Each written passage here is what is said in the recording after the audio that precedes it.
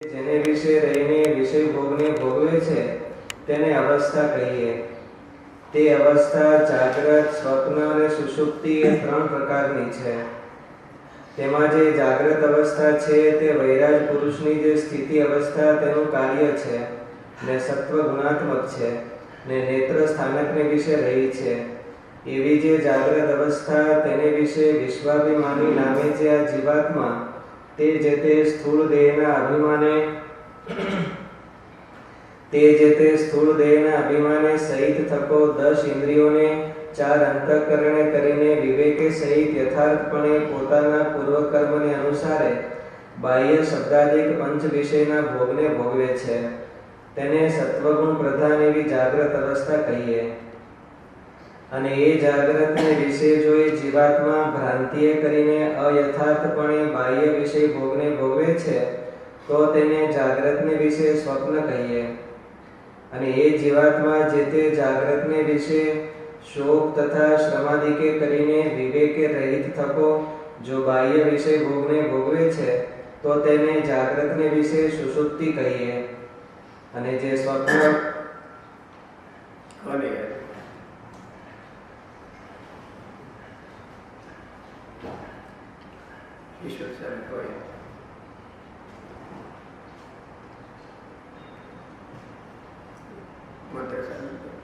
એક અવસ્થામાં વેદના કઈ રીતે જાગ્રત અવસ્થા છે એમાં જીવ નેત્ર સ્થાનકને વિશેષ કરી ગયો છે અને બધે 10 ઇન્દ્રિયો અંતઃકરણ સાથે વિષયને ભોગવે તો જાગ્રત અવસ્થા છે.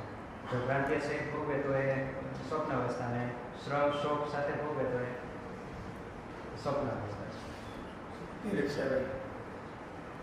જેમાં એને વિષય ભોગવે એ અવસ્થા કહેવાય. એટલે જેમાં રહીને વિષય ભોગવે એટલે અવસ્થા. એટલે હું સત્સંગ ધર્મ જેમાં એટલે જેમાં રહીને વિષય ભોગવે જે પોઝિશન માટે એ સ્ટ્રેટેજી જે સ્ટ્રેટેજી એટલે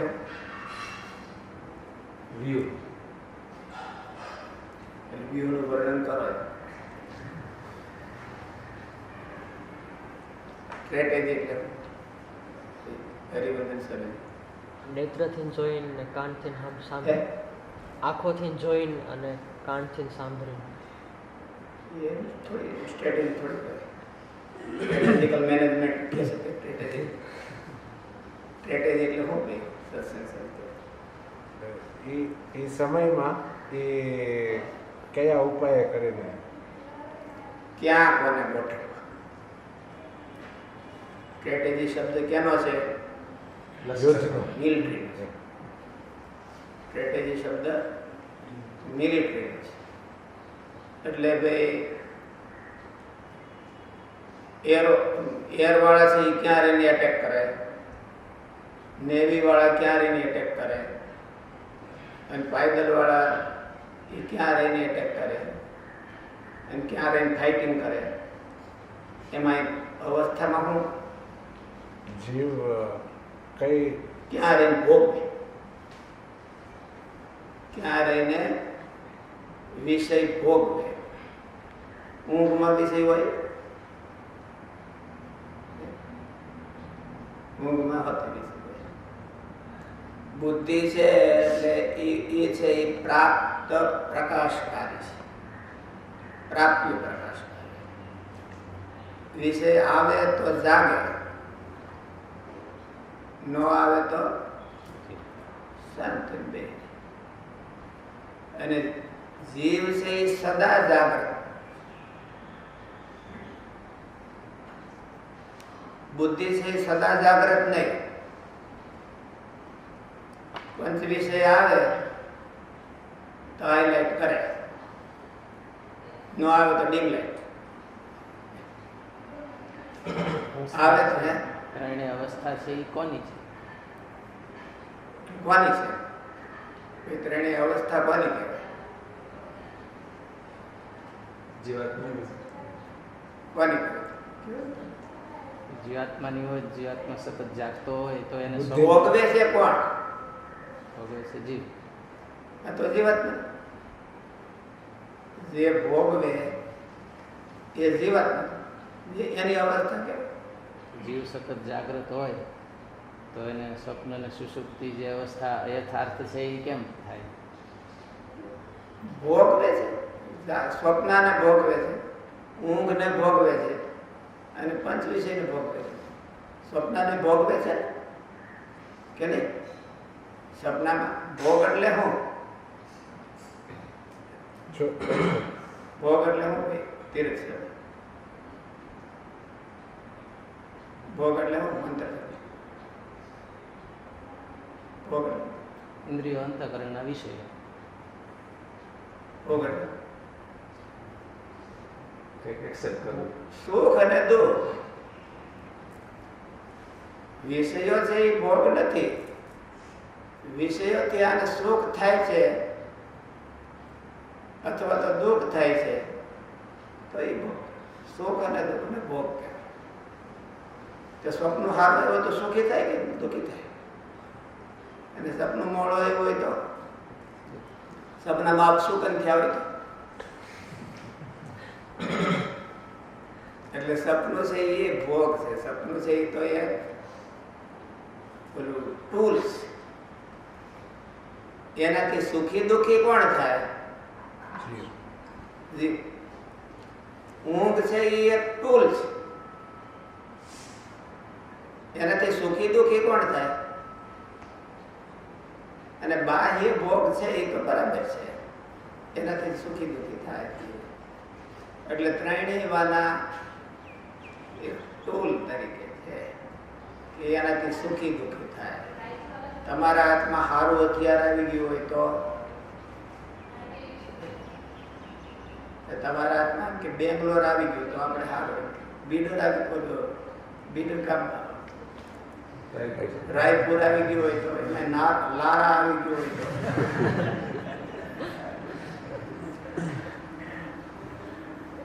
તો થોડુંક મનમાં ઓલું થાય, મને આ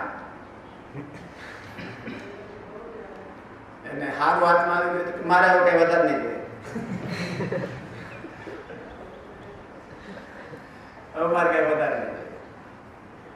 શું કીધું? આ ત્યાં ટોલ છે હાથમાં. ઊંઘ હારી હાથમાં આવી ગઈ હોય તો જીવ સુખી થઈ જાય. સપનું હારું હાથમાં આવી ગયું તો જીવ સુખી થઈ જાય. બાહ્ય બધી સગવડતાઓ હારી હાથમાં આવી ગઈ તો સુખી થઈ જાય. અને જો નબળી આવે તો દુઃખી થઈ જાય. સુખ અને દુઃખને ભોગ કહેવાય. અને જે સિચ્યુએશનમાં રહીને જીવ સુખી દુઃખી થાય છે એ સિચ્યુએશન ના વિભાગ છે. જાગ્રત દશામાં બધાય ટૂલ ચાલુ હોય. બધાય કેટલા છે? જીવાત્માની પાસે ટૂલ કેટલા છે? 24. એ ચાલુ હોય તો એને જાગ્રત દશા કહેવાય. 24 નો ઉપયોગ કરે. પછી કેવી રીતે ઉપયોગ કરે? પ્રોપર કરે છે કે પ્રોપર નથી એવી રીતે કરે છે? એની ઉપરથી પેટા વિભાગ થયા. પેલા તો જાગ્રત બધાયના પૂરેપૂરો ઉપયોગ કરતો હોય તો એને જાગ્રત દશા કહેવાય. સ્વપ્નમાં કોનો ઉપયોગ નથી કરતો? પંચકર્મેન્દ્રિયોનો. કર્મેન્દ્રિય, દેહનો. કર્મેન્દ્રિયનો હતો ઉપયોગ કરે. સપનામાં કોકને લાફો મારે છે ને, કેવી રીતે મારે? સપનામાં કોકને બાદ મારી જોડ તો ન્યાય થતી છે ને સપનામાં. સપનામાં કોકને લાફો મારી દે તો એને કઈ ઇન્દ્રિયનો ઉપયોગ કર્યો? હાથનો. હા, ખાલી દેહ જ છે એ નન યુઝમાં પડ્યું છે. દેહ જ નન યુઝમાં પડ્યું છે. દેહમાં 5 તત્વો કીધા: પૃથ્વી, જળ, તેજ, વાયુ ને આકાશ. એટલે 5 તત્વો. તો એ તત્વો જ નન યુઝમાં છે. બાકીના બધા 19 છે એ યુઝમાં હોય. એ બધા દોડાદોડી કરતા હોય. તો એને સ્વપ્ન કહેવાય. સ્વપ્ન કહેવાય. અને સુષુપ્તિમાં 5 પ્રાણ. એટલે પ્રાણની તો કોઈ ફિલિંગ નથી અને સુખ દુઃખ નથી. પ્રાણથી સુખી અને દુઃખી બહુ ઓછા ટાઈમે થતો હોય છે. પ્રાણ જે શ્વાસોશ્વાસ લે એનાથી સુખી દુઃખી બહુ ઓછું થતું હોય છે. એટલે ત્યારે તો એક જ ફિલિંગ વાળું તત્વ એક છે. પ્રાણ છે જળ છે, ફિલિંગ લેસ છે. એનાથી પછી કે એને દુઃખ ક્યારે થાય કે જાય ને આવે. જાય તો બહુ દુઃખ થાય, એ ગાડી બધું થાય. એટલે ફિલિંગ લેસ છે, જડ છે. પ્રાણમાં જડતા છે. ઇન્દ્રિયો અંતઃકરણ જેવી ફિલિંગ નથી. એટલે હોતી વખતે તો ખાલી એક જ છે, બુદ્ધિ. બુદ્ધિ છે ને એ પોતાનું કામ બંધ કરી દે અને જીવ એકલો બુદ્ધિને અનુભવે છે. આણે કેવું કામ કર્યું કે આણે કેવું ન કર્યું, એ બુદ્ધિનો એક. એટલે જીવ છે એ સદા જાગ્રત છે, સદા જાગ્રત. સૂતો હોય તો જીવ નથી સૂતો. જીવ ત્યારે વિષય ભોગવે છે. એના હાથમાં એક જ ઇન્સ્ટ્રુમેન્ટ છે અને બુદ્ધિ. એટલે બુદ્ધિના કામ 4 છે: સંશય, નિશ્ચય, નિદ્રા અને સ્મૃતિ. તો નિદ્રા છે ને ત્યારે લેતી હોય, બુદ્ધિ નિદ્રા લેતી હોય અને જીવ વોચ કરતો હોય કે આ કેવી નિદ્રા લે છે, એ વોચ કરતો. પછી જાગે ત્યારે કે હરખી ન લીધી આજે, અને કે હરખી આવી ગઈ આજે નિદ્રા. ફીલ કરતો હોય ત્યારે કેમ નથી કહેતો? આપણે જમતા હોય ને કહેતા હોય કે આમાં મીઠું વધારે છે, તો ખાઈ ત્યારે જ કહી કે ખાતો ઉઠી ગયા પછી કહી તઈ મોટે ભાગે તઈ જ બોલી નાખી. કોઈક ડાયા માણસો હોય તો એ વાંહેથી કે આમ આવું હતું એ નકર તો તઈ જ બોલી નાખી. તો આ બુદ્ધિ હરખી ઊંઘ ન લેતી હોય ત્યારે જીવ કેમ કઈ કહેતો નથી? ત્યારે બીજા બધા ઇન્દ્રિયો અભિવ્યક્તિના સાધનો બધા લોક હોય છે. અભિવ્યક્તિના સાધનો બધા જીભ, તો જીભથી અભિવ્યક્તિ થાય, આંખ, કાન, એનાથી બધી અભિવ્યક્તિ થાય છે. એ બધા લોક હોય. સુષુપ્તિમાં બધા લોક થઈ ગયા હોય. એટલે એને યોગ સૂત્રમાં એવું કીધું કે અભાવ પ્રત્યાવલંબના વૃત્તિર નિદ્રા. અભાવ પ્રત્યાવલંબના વૃત્તિર નિદ્રા. વૃત્તિર ભોગા, એની 2 પ્રકારની, અનુકૂળ ને પ્રતિકૂળ. અને એને ભોગ કહેવાય, એને અવસ્થા કહેવાય. જો કંઈક ભોગ આવતો હોય તો એને અવસ્થા કહેવાય, ન આવતો હોય તો તુર્યા. એમ 3 અવસ્થાથી પર. ક્યારેક જાગ્રત હોય અને તોય એને સુખ દુઃખ ન થાય તો એ 3 અવસ્થાથી પર થઈ ગયું. સુખ દુઃખ ન થવું જોઈએ. સુખમાં માણસ ચિંગુસ થઈ જાય છે અને દુઃખમાં વિહવળ થઈ જાય છે. સુખ હોય તો કે હવે આનો આ રહ્યો મારે, બસ બીજું કઈ ફેરફાર ન થાય. એટલે લખુમાં ચારણ હતા નથી કે આ મારો વીરો અને મારું ખાડું, એમાં કઈ ફેરફાર ન થાય. થોડીક પાડિયું વધે પણ ઘટે એકે નહીં. પાડા ઘટે તો વાંધો નહીં. એટલે હોય એમાં ચિંગુસ થઈ જવું અને પ્રતિકૂળ આવે તો વિહવળ થઈ જવું કે મારે એકને આવું કેમ, બીજાને બધાને હું. એટલે એ પ્રતિકૂળ ભોગ કહેવાય. અને ઓલો અનુકૂળ ભોગ 2 પ્રકારના. અનુકૂળ તો એમાં બુદ્ધિ 3 વિભાગ છે. બુદ્ધિનો જ ભોગ થાય તો સુષુપ્તિ. 19 તત્વ એની ઓલી સ્ટ્રેટેજી ગોઠવાય. વ્યૂહ કે ને વ્યૂહ, ચક્ર વ્યૂહ ગોઠવો હતો ને દ્રોણાચાર્ય. 7 કોઠાનું યુદ્ધ. 7 કોઠા શું હતા? વ્યૂહ હતા. હાથ કોઠાને તોડવા એનું વ્યૂહ હતો. તે અભિમન્યુ કે મને કરતા આવડે છે પણ નીકળતા નથી આવડતું એમ બહાર. એટલે ઘેર્યો. અર્જુનને આવડતું હતું બે વાના, એ પણ હાજર નહોતા. એટલે વ્યૂહ છે, ઇન્દ્રિયોનો વ્યૂહ છે. એક તો 24 તત્વોનો આખા દેહનો વ્યૂહ છે, ત્રણેય દેહનો વ્યૂહ છે.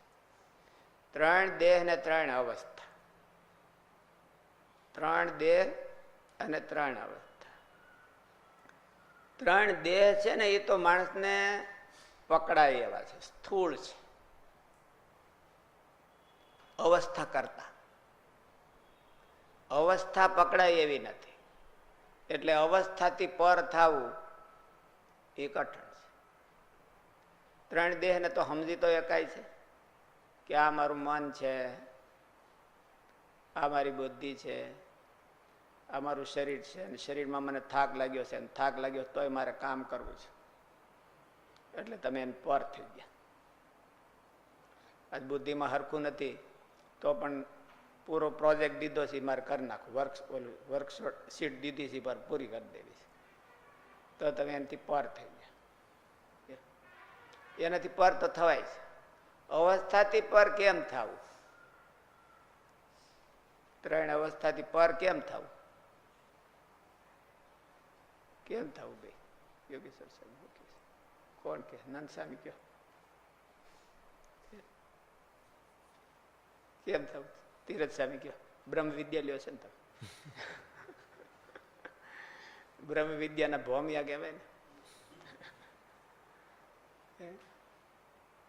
કેવી ભગવાનને દઈ દેવી કે તમારી અવસ્થા, મારી કાંઈ નહીં.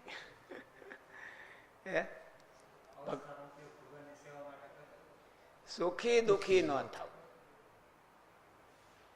બધી અવસ્થાનું ફળ શું છે? બધી અવસ્થાનું ફળ શું? જાગ્રતનું ફળ શું?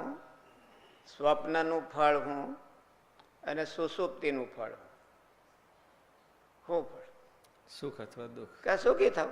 આપણે તો ફાફા તો સુખી માટે જ મારતા હોય. ત્રણેય અવસ્થાનો આયોજન કરે કે ભાઈ હું આમ કરું, જાગ્રત થાવ તો શું કરવાને? સુખી થવા હાટું.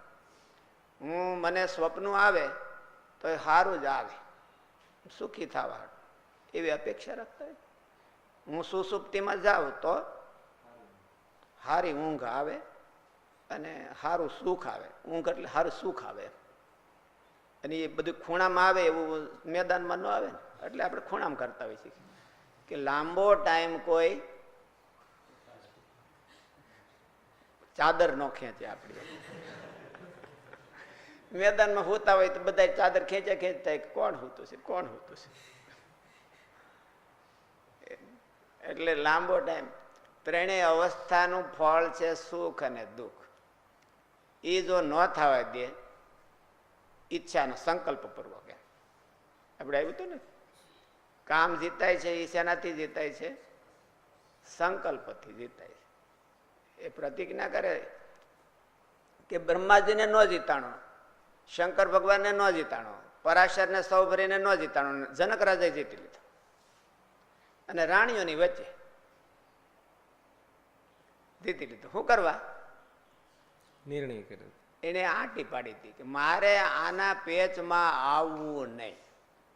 અને ઓલા કે શક્તિ ઘણી હતી પણ એને કઈ આંટી ન પાડી કે થતું એમ થવા દેવાનું, આપણે શું કરવાનું? વિક્ષેપ કરવો. આવતો હોય તો આવવા દેવાનું. કોઈક આવતો હોય ના પાડી તો એટલે એને ન જીતાડ. એમ સુખી થવું કે દુઃખી થવું એ આપણા હાથમાં હોય કે પરિસ્થિતિના હાથમાં? કેના હાથમાં? ઋષિ સાહેબ શું કે તમને કોઈ દુઃખી કરી શકે કે ન કરી શકે? કે તમારે થવું હોય ત્યારે જ થાવ?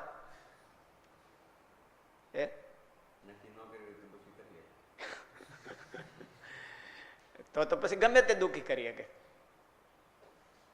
કોકને હળી જડી ગઈ કે તો હળી કરે જ કે તમે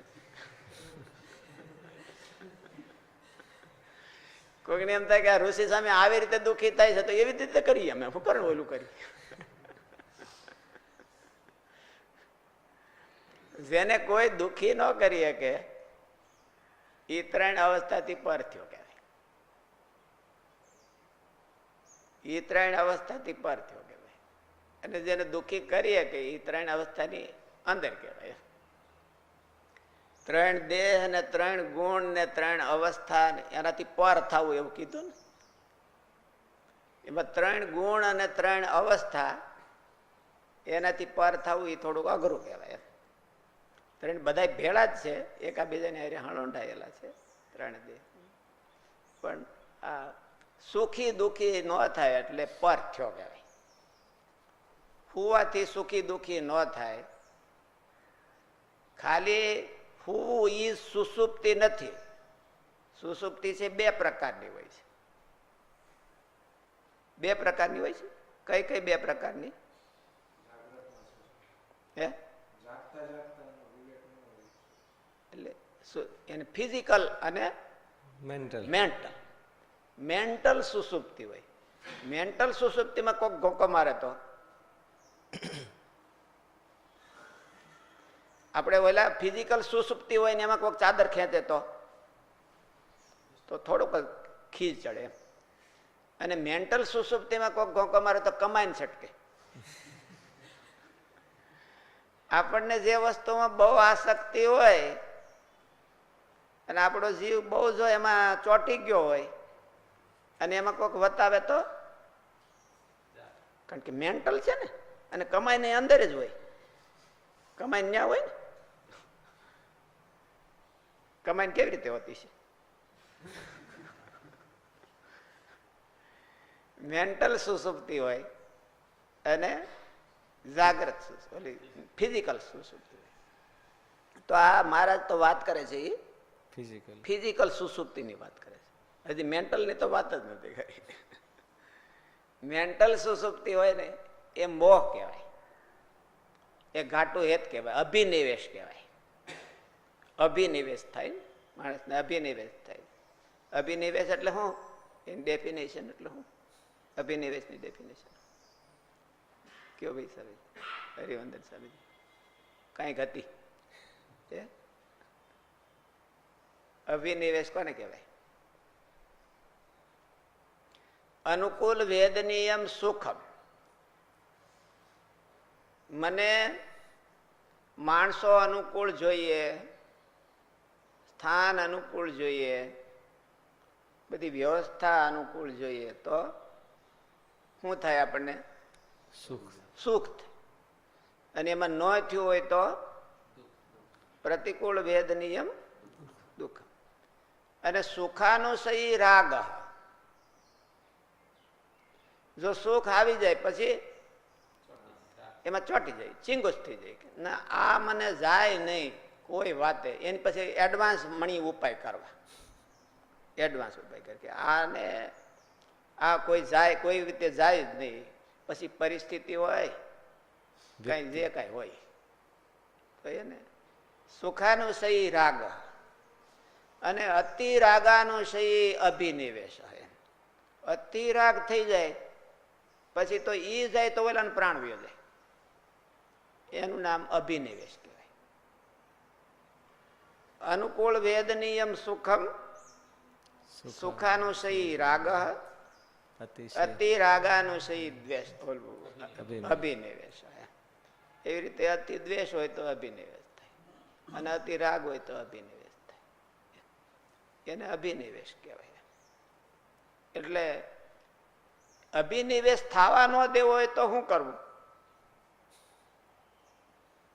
શું કરવું ભાઈ સાબિતી કયો?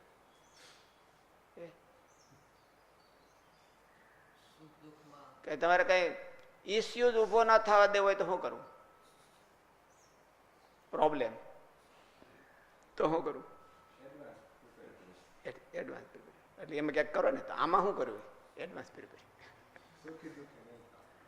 એવું મનમાં રાખવાનું. સુખ અને દુઃખ છે એ મેન્ટલ છે, પ્યોર મેન્ટલ છે. ફિઝિકલ ને મેન્ટલ બે ભેળું નહીં, પ્યોર મેન્ટલ.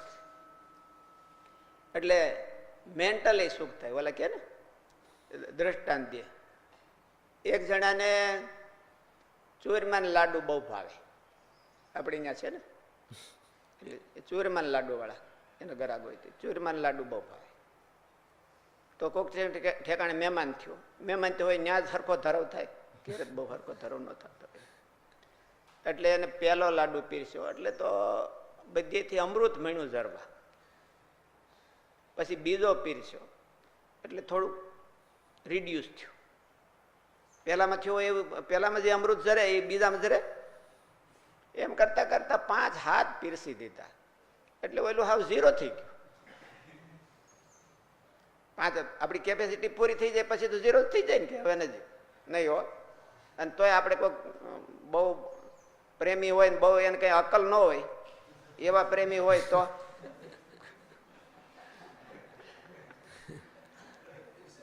પીરસવાની અકલ ન હોય અને આમ ખાલી પ્રેમી હોય તો એની કે મારે 8મો પીરસવો તો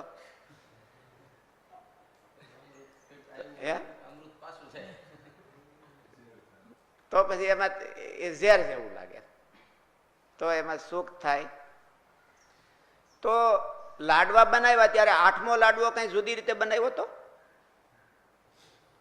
એમાં ઘી ઓછું વધુ નાખ્યું તો કઈ, તો એમાંથી ઝેર નીકળ્યું ને એટલે પેલામાંથી અમૃત નીકળ્યું. તેનું કારણ શું?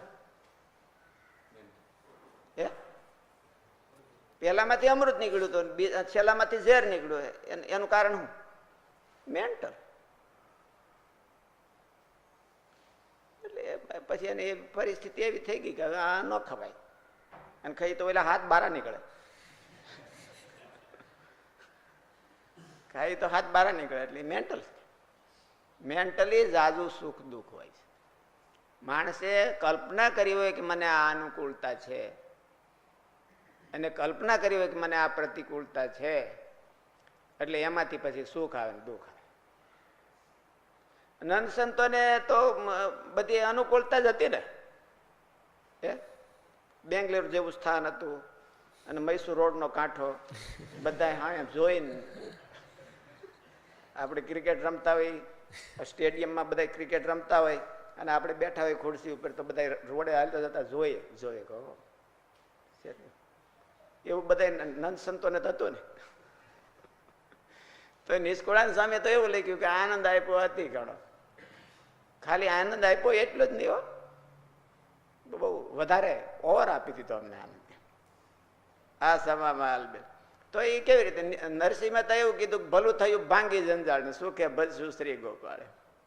તો એને સુખ આવ્યું તો ક્યાંથી આવ્યું? એ મેન્ટલ. આપણે નક્કી કર્યું હોય કે મને આમ જ સુખ આવે, આમ ન આવે. હવે ધાર્યું હોય એમાંથી જ સુખ આવે. ધારે બારું થાય તો દુઃખ આવે, પછી ધારે બારું સારું થઈ જાય તો દુઃખ આવે. ત્યારે બરું આપણે ધાર્યું હોય ને એના કરતા સારું કોક કરી દે તો પરાયણ સારું કરી દે આપણે, તો આપણે દુઃખી થઈ જાય કે અરે આવું સારું જોતું નતું મારે. ધાર્યા બારું આપણે ધાર્યું હોય આમ, અને કોઈક આપણે પરાયણે ધાર્યા બારું આપણને કોઈક વધારે સારું કરી દે તો શું થાય? તો દુઃખી થાય. તો હારાની હારે સુખ ને સંબંધ છે કે ધાર્યાની હારે સુખ ને સંબંધ છે? ધાર્યાની હારે સુખ ને સંબંધ. એટલે માણસ સુખી દુઃખી ન થાય તો 3 અવસ્થાથી પર થાય. 3 અવસ્થાથી પર થવું હાવ હેલું છે, કે સુખી દુઃખી ન થાય. મનમાં ધારે કે ગમે એવી પરિસ્થિતિ આવે, ગમે ઊંધા સતું થઈ જાય તો આપણને કઈ ઉલાળ ધરાળ નહીં, તો એ 3 અવસ્થાથી પર થયો કહેવાય કે નહીં? મહારાજની સેવામાંથી ખહે નહીં, મહારાજના મિશન માંથી ખહે નહીં, ગમે એટલું ઉલાળ ધરાળ થઈ જાય તો એ 3 અવસ્થાથી પર થયો કહેવાય. ઉલાળ ધરાળ ન હોય તો કઈ ઉલાળ ધરાળ તો ઘણા નથી હોતો. પારકે પાદર ઉલાળ ધરાળ ન હોય, આપણે ઘરની વાત આવે તો પછી ઉલાળ ધરાળ થઈ જાય, બહુ આખું ઊંધું પડી જાય ઉલાળ ધરાળને બદલે. એટલે 3 અવસ્થા. અવસ્થા એટલે હું કા સુખ ભોગવવું અને કા દુઃખ ભોગવવું. ઇન્સ્ટ્રુમેન્ટ ગમે એટલા હોય એની હારે સંબંધ નહીં. સાધન સામગ્રી ગમે એટલી હોય એની હારે સંબંધ નહીં, પણ કા સુખ ભોગવવું ને કા દુઃખ ભોગવવું. જેને વિશે રહીને જીવ વિષયને ભોગવે છે એને અવસ્થા કહીએ, એવી મારે જાય. જેને વિશે, એનો અર્થ એવો થાય કે જેને વિશે રહીને જીવ સુખ અને દુઃખને ભોગવે છે એને અવસ્થા કહીએ. જેને વિશે રહીને એટલે જે અવસ્થાને વિશે જે સેટિંગ કર્યું હોય. 3 વિભાગ છે સેટિંગના. એક તો એકલી બુદ્ધિને જીવ ભોગવે છે, એક તો ખાલી સૂક્ષ્મ દેહને જીવ ભોગવે છે, અને પછી ઓલા બધાય બુદ્ધિ ને સૂક્ષ્મ દેહને બધાય ભોગવે. તો જાગ્રત ખાલી સૂક્ષ્મ દેહ જાગતો હોય, દોડાદોડ થયો હોય, અને સ્થૂળ દેહ પડ્યો હોય. આપણે સ્વપ્નમાં દોડતા હોઈએ, કોઈક વાંહેથી હોય દોડવું જ પડે. એટલે સ્વપ્નમાં હોતે દોડતા હોય કે આપણે ટાર્ગેટ લેવો હોય તો સપનામાં હોતે દોડતા હોય. એટલે એને અવસ્થા કહેવાય, એને સ્વપ્ન અવસ્થા કહેવાય.